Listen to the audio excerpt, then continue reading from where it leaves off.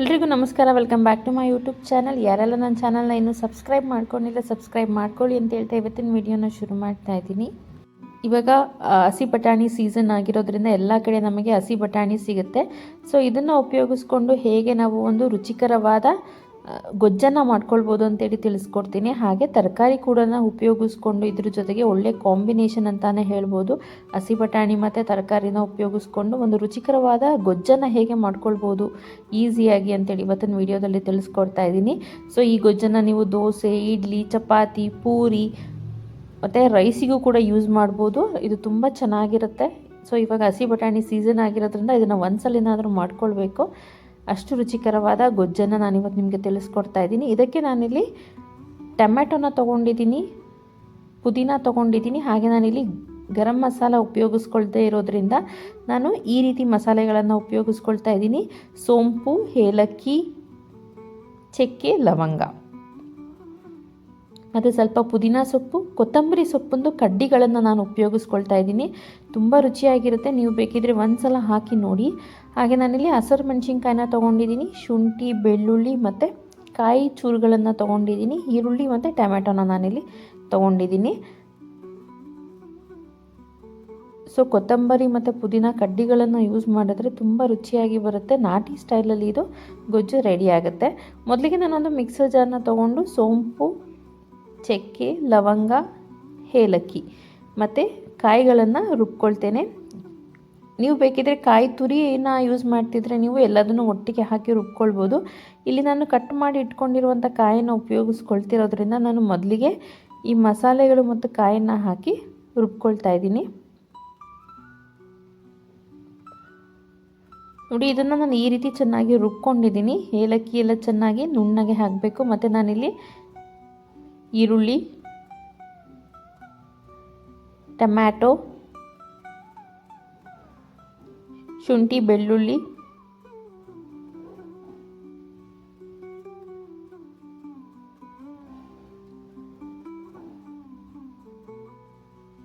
ಹಸಿರು ಮೆಣಸಿನ್ಕಾಯಿ ಮತ್ತು ಪುದೀನ ಸೊಪ್ಪು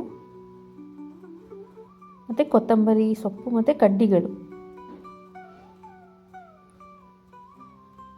ಸೊ ಇದಿಷ್ಟನ್ನು ನಾನಿಲ್ಲಿ ಹಾಕ್ಕೊಂಡಿದ್ದೀನಿ.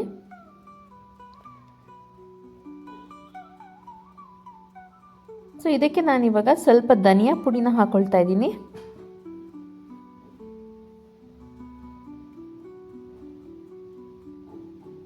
ನಾನಿಲ್ಲಿ ಯಾವುದೇ ರೀತಿಯಾದ ಸಾಂಬಾರು ಪುಡಿನ ಯೂಸ್ ಮಾಡ್ತಾ ಇಲ್ಲ.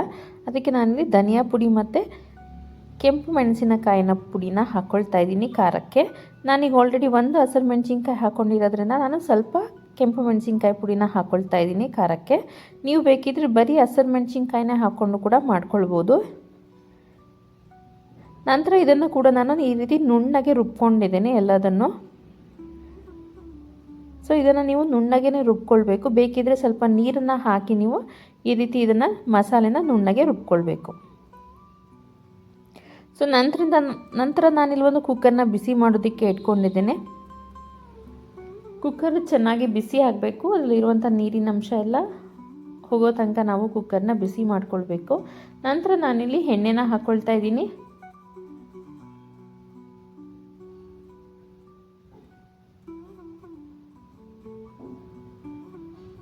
ಸೊ ಎಣ್ಣೆ ಚೆನ್ನಾಗಿ ಕಾಯಬೇಕು, ಬಿಸಿ ಆಗಬೇಕದು. ಎಣ್ಣೆ ಚೆನ್ನಾಗಿ ಬಿಸಿ ಆದಮೇಲೆ ನಾನಿವಾಗ ಇದಕ್ಕೆ ಬಟಾಣಿಗಳನ್ನು ಸೇರಿಸ್ಕೊಳ್ತಾ ಇದ್ದೀನಿ.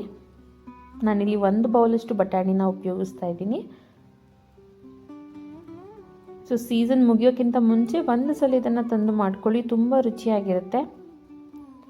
ಸ್ವಲ್ಪ ಅರಿಶಿಣದ ಪುಡಿನ ಹಾಕ್ಕೊಳ್ತಾ ಇದ್ದೀನಿ. ಇವಾಗ ಇದನ್ನೆಲ್ಲ ನಾನು ಎಣ್ಣೆಯಲ್ಲಿ ಚೆನ್ನಾಗಿ ಬಾಡಿಸ್ಕೊಳ್ತಾ ಇದ್ದೀನಿ.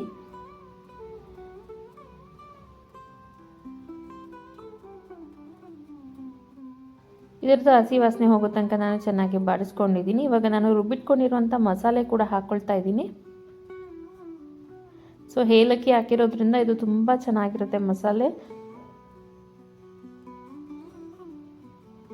ಸೊ ಇವಾಗ ಇದನ್ನು ಕೂಡ ಹಾಕ್ಕೊಂಡು ನಾವು ಚೆನ್ನಾಗಿ ಹುರ್ಕೊಳ್ಬೇಕು. ಎಲ್ಲದನ್ನು ನೀಟಾಗಿ ಮಿಕ್ಸ್ ಆಗೋ ತನಕ ಇದರಲ್ಲಿರುವಂಥ ಮಸಾಲೆದು ಹಸಿ ವಾಸನೆ ಎಲ್ಲ ಹೋಗಬೇಕು.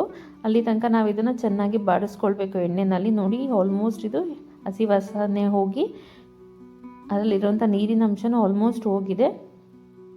ಅಲ್ಲಿ ತನಕ ಇದನ್ನು ನಾವು ಈ ರೀತಿ ಚೆನ್ನಾಗಿ ಬಾಡಿಸ್ಕೊಳ್ಬೇಕು. ನಂತರ ನಾನಿಲ್ಲಿ ಕಟ್ ಮಾಡಿ ಇಟ್ಕೊಂಡಿರುವಂಥ ತರಕಾರಿಗಳನ್ನು ಸೇರಿಸ್ಕೊಳ್ತಾ ಇದ್ದೀನಿ.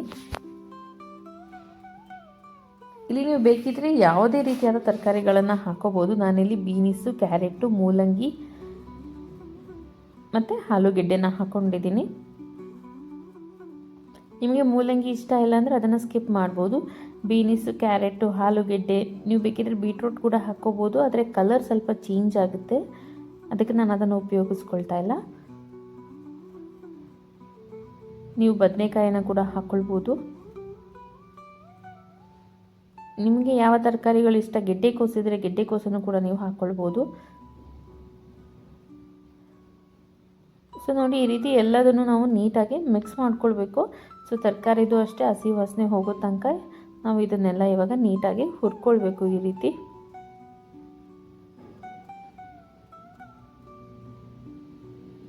ವಿಡಿಯೋನ ಎಲ್ಲೂ ಸ್ಕಿಪ್ ಮಾಡಬೇಡಿ, ಕೊನೆ ತನಕ ನೋಡಿ.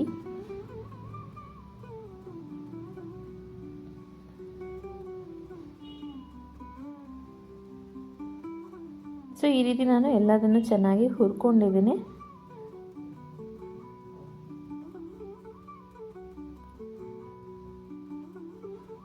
ಸೊ ಇವಾಗ ನಾನು ರುಚಿಗೆ ತಕ್ಕಷ್ಟು ಉಪ್ಪನ್ನು ಹಾಕ್ಕೊಳ್ತಾ ಇದ್ದೀನಿ. ಸೊ ನಾವು ಇವಾಗಲೇ ಉಪ್ಪನ್ನು ಹಾಕ್ಕೊಳ್ಳೋದ್ರಿಂದ ತರಕಾರಿ ಮತ್ತು ಕಾಳುಗಳೆಲ್ಲ ನೀಟಾಗಿ ಉಪ್ಪನ್ನು ಅಬ್ಸರ್ವ್ ಮಾಡ್ಕೊಳ್ಳುತ್ತೆ. ಸೊ ಅದರಿಂದ ತುಂಬ ರುಚಿಯಾಗಿರುತ್ತೆ.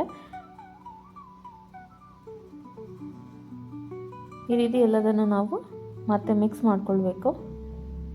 ನೋಡಿ, ಎಲ್ಲ ನೀಟಾಗಿ ಡ್ರೈ ಆಗಿ ಎಣ್ಣೆ ಬಿಟ್ಕೊಳ್ಳೋ ತನಕ ನಾವು ಇದನ್ನು ಮಿಕ್ಸ್ ಮಾಡಿಕೊಂಡು ಹುರ್ಕೊಳ್ಬೇಕು.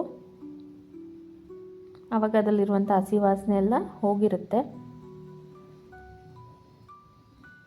ಸೊ ಇವಾಗ ಇದೆಲ್ಲ ಹಸಿ ವಾಸನೆ ಎಲ್ಲ ಹೋಗಿ ಅದು ಚೆನ್ನಾಗಿ ಎಣ್ಣೆ ಬಿಟ್ಕೊಳ್ಳೋಕ್ಕೆ ಶುರುವಾಗಿದೆ. ಇವಾಗ ನಮಗೆ ಗೊಜ್ಜಿಗೆ ಎಷ್ಟು ನೀರು ಬೇಕು ಅಥವಾ ನಮಗೆ ಸಾಂಬಾರು ಕನ್ಸಿಸ್ಟೆನ್ಸಿ ಬೇಕಾದರೂ ನಾವು ತೆಳ್ಳಗೆ ಕೂಡ ಮಾಡ್ಕೊಳ್ಬೋದು. ಅಷ್ಟು ನೀರನ್ನು ಹಾಕಿ ಈ ರೀತಿ ನಾವು ನೀಟಾಗಿ ಮಿಕ್ಸ್ ಮಾಡ್ಕೊಳ್ಬೇಕು. ನಾನು ನನ್ನ ಹಿಂದಿನ ವಿಡಿಯೋದಲ್ಲಿ ಪಾಲಕ್ ಚಪಾತಿ ಹೇಗೆ ಮಾಡ್ಕೊಳ್ಬೋದು ಅಂತೇಳಿ ತಿಳಿಸ್ಕೊಟ್ಟಿದ್ದೇನೆ. ಆ ವಿಡಿಯೋನ ಕೂಡ ಒಂದು ಸಲ ಚೆಕ್ ಮಾಡಿ. ತುಂಬ ರುಚಿಯಾದ ಪಾಲಕ್ ಚಪಾತಿ. ನಾನು ಪಾಲಕ್, ಕರಿಬೇವು ಮತ್ತು ಪುದೀನ ಸೊಪ್ಪನ್ನು ಉಪಯೋಗಿಸ್ಕೊಂಡು ಹೇಗೆ ರುಚಿಕರವಾದ ಚಪಾತಿ ಮಾಡ್ಕೊಳ್ಬೋದು ಅಂತೇಳಿ ತಿಳಿಸ್ಕೊಟ್ಟಿದ್ದೀನಿ. ಅದು ಕೂಡ ಇದಕ್ಕೆ ಒಳ್ಳೆ ಕಾಂಬಿನೇಷನ್ ಅಂತಲೇ ಹೇಳ್ಬೋದು. ಬೇಕಿದ್ದರೆ ಈ ವಿಡಿಯೋ ನಂತರ ನೀವು ಅದನ್ನು ಕೂಡ ಚೆಕ್ ಮಾಡ್ಬೋದು. ಆ ವಿಡಿಯೋ ಲಿಂಕ್ ಕೂಡ ನಾನು ಡಿಸ್ಕ್ರಿಪ್ಷನಲ್ಲಿ ಹಾಕಿರ್ತೀನಿ, ನೀವು ಹೋಗಿ ಕೂಡ ಅದನ್ನು ಕೂಡ ಚೆಕ್ ಮಾಡಿ.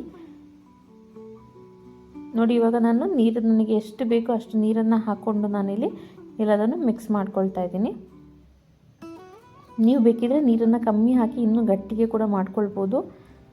ನಂತರ ನಾನಿಲ್ಲಿ ಸ್ವಲ್ಪ ಕಸೂರಿ ಮೇಥಿನ ಹಾಕ್ಕೊಳ್ತಾ ಇದ್ದೀನಿ. ಯಾವಾಗ ಇದು ಕುದಿಯೋದಕ್ಕೆ ಶುರುವಾಗುತ್ತೆ ಆವಾಗ ನಾವು ಸ್ವಲ್ಪ ಕಸೂರಿ ಮೇಥಿನ ಹಾಕ್ಕೊಳ್ತಾ ಇದ್ದೀನಿ. ತುಂಬ ರುಚಿಯಾಗಿರುತ್ತೆ ಕಸೂರಿ ಮೇಥಿ ಹಾಕೊಳ್ಳೋದ್ರಿಂದ.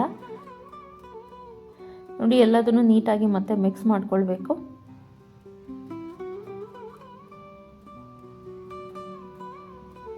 ಸೊ ಇದು ಇವಾಗ ಚೆನ್ನಾಗಿ ಕುದಿಯೋಕ್ಕೆ ಶುರುವಾಗಿದೆ. ಇವಾಗಲೇ ನಾನು ಕೊತ್ತಂಬರಿ ಸೊಪ್ಪನ್ನು ಹಾಕ್ಕೊಳ್ತಾ ಇದ್ದೀನಿ. ಇವಾಗಲೇ ಹಾಕೋದ್ರಿಂದ ಕೊತ್ತಂಬರಿ ಸೊಪ್ಪದು ಫ್ಲೇವರ್ ಚೆನ್ನಾಗಿ ಇರುತ್ತೆ. ಅದು ನೀಟಾಗಿ ಮಿಕ್ಸ್ ಆಗಿರೋದ್ರಿಂದ ಅದು ತುಂಬ ರುಚಿಯಾಗಿ ಕೊಡುತ್ತೆ. ನಾನು ಅದಕ್ಕೆ ಇದನ್ನು ಇವಾಗಲೇ ಹಾಕ್ಕೊಳ್ತಾ ಇದ್ದೀನಿ, ಕಟ್ ಮಾಡಿ ಇಟ್ಕೊಂಡಿರುವಂಥ ಕೊತ್ತಂಬರಿ ಸೊಪ್ಪನ್ನು.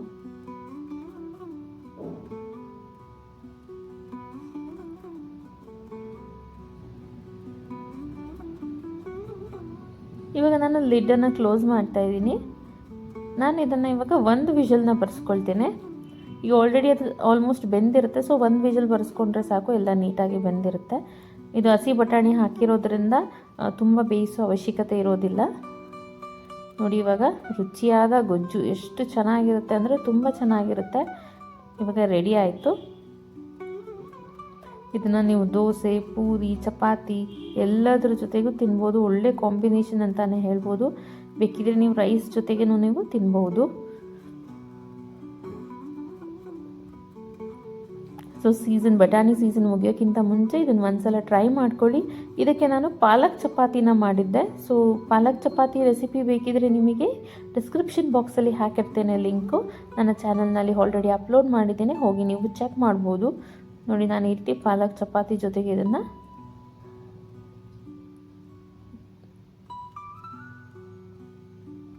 ಕಾಂಬಿನೇಷನ್ ಮಾಡಿದ್ದೇನೆ.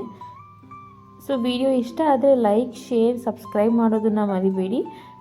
ಇದೇ ರೀತಿ ಇಂಟ್ರೆಸ್ಟಿಂಗ್ ರೆಸಿಪೀಸ್ಗೆ ನನ್ನ ಚಾನಲ್ನ ಸಬ್ಸ್ಕ್ರೈಬ್ ಮಾಡ್ಕೊಳ್ಳಿ, ಶೇರ್ ಮಾಡಿ, ಕಮೆಂಟ್ ಮಾಡಿ, ಫಾಲೋ ಮಾಡಿ. Thank you.